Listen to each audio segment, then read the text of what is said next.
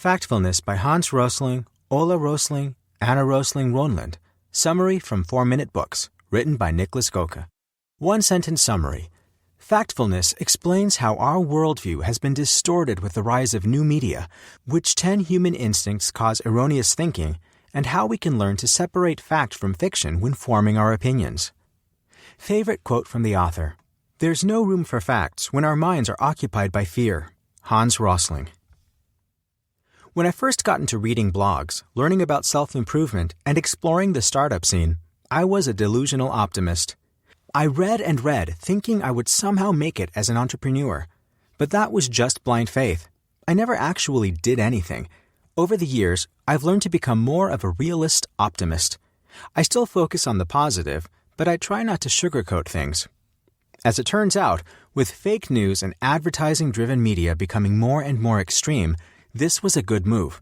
Usually, life is better than news outlets make us believe, so focusing on the facts, but staying positive, will help you form clearer opinions. That's why Bill Gates is such a big fan of books like Enlightenment Now, which bring us up to speed with data about the world. It's no wonder, then, that Factfulness is another one of his 2018 favorites. Written by the Swedish late professor, sword swallower, and public speaker Hans Rosling, it's a book about the current state of the world.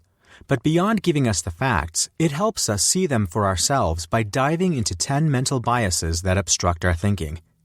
Here are my favorite 3 and the lessons I learned from debunking them. 1. There is no such thing as the East and the West. We only have one world. 2. Population growth will eventually level off despite our perception of increasing numbers. 3. To see the world accurately, you always need multiple perspectives. The world is trying hard to hide the facts from you on a day-to-day basis. Let's learn how to find them anyway. Lesson 1. The East versus West mentality is outdated. We all share this planet. There are 2 kinds of people in the world. Those who divide the world into 2 kinds of people, and those who don't. What I hope to be a clever Quora answer of mine is also one of the first points Rosling makes. He calls it the gap instinct. It's our tendency to want to see things as black and white. The example he uses to illustrate it is the classic division of the world into East and West. I, too, have grown up in a time where schools would teach Westerners that their countries are developed, while Asian ones are currently developing, trying to catch up. This instilled an us versus them mentality early on, but the truth is, whatever gap there was has almost completely disappeared over the past 20 years. How do we even define developing and developed? If we use child mortality, for example, only 13 countries would be considered developing today. One thing's for sure, dividing the world geographically to determine its economic, demographic, or psychological state is useless. Lesson 2. Increasing population growth is blown out of proportion because it's likely to level off rather soon.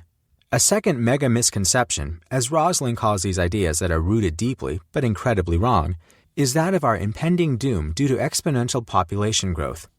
Books like The World Without Us elaborate on the idea that one day, nature will conceive devastating diseases and catastrophes to rid itself of the growing damage from humans. But while our growing numbers are sure a cause for concern, they might never hit apocalypse-worthy levels. The UN's projection for population growth see us hit 9.8 billion in 2050 and 11.2 billion in 2100.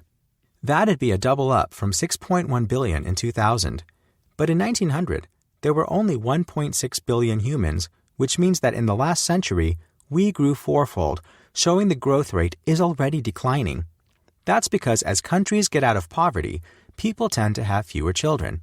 In countries like Germany, populations are even declining. There are 3 biases that prevent our feelings from matching the numbers: the straight line instinct, the fear instinct, and the size instinct. We misplace our primal fears, think trends continue in a straight line, and overestimate their size. That's why population growth might feel like a huge threat, when actually, it'll likely not be a big deal. Lesson 3. The only thing that allows you to see the world as it really is to look at everything from multiple angles. Democracy is one of the 21st century's most popular ideas because in it, Western countries have thrived. But right now, most of the fastest-growing countries aren't democratic, indicating it's not only the political system that works. And yet, we tend to see it as the ultimate end goal for any developing nation. Using only a single perspective to shape our opinions might be our biggest flaw. Sometimes you come across other viewpoints by accident, but mostly it's a matter of actively seeking them out. If you don't do it, you're once again stuck in black and white land. One of the best remedies, Rosling says, is travel.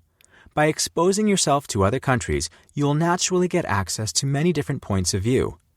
Also, when getting your information online, it's always best to read multiple sources, not just one. It's the equivalent of traveling around the world. Only when we surf the globe can we learn to see it as it really is, so that we may form our opinions based on facts, not feelings. And that's what Factfulness is all about. Hey, this is Nick, the founder of 4-Minute Books, and I want to thank you so much for watching our video. Leave a like if you enjoyed and subscribe to the channel for more. You can also visit us at 4minutebooks.com for hundreds of free book summaries, each of which will make you smarter in 4 minutes or less. Thanks again, and always keep learning.